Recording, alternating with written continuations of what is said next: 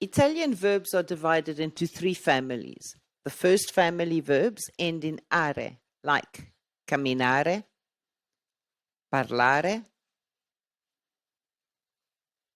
volare.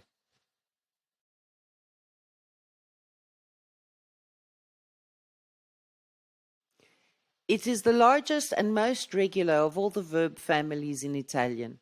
There are only 4 irregular verbs in the entire family.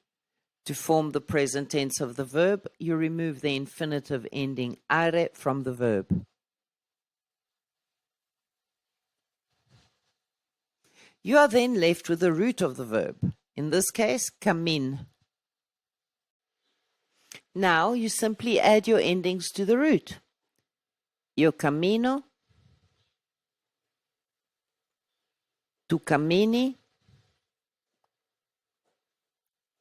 lui, lei cammina,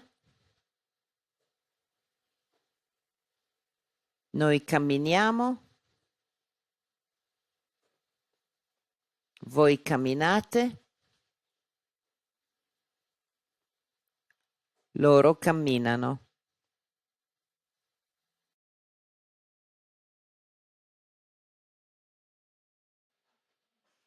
Io cammino, tu cammini,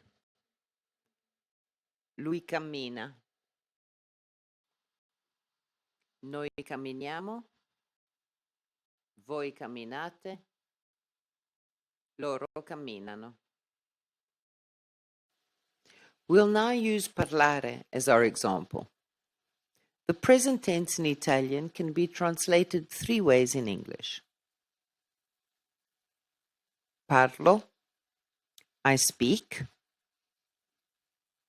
I am speaking, I do speak. Parliamo italiano. The pattern is the same for all the present tense verbs that end in are. You only need to memorize them. That means that if I say canti,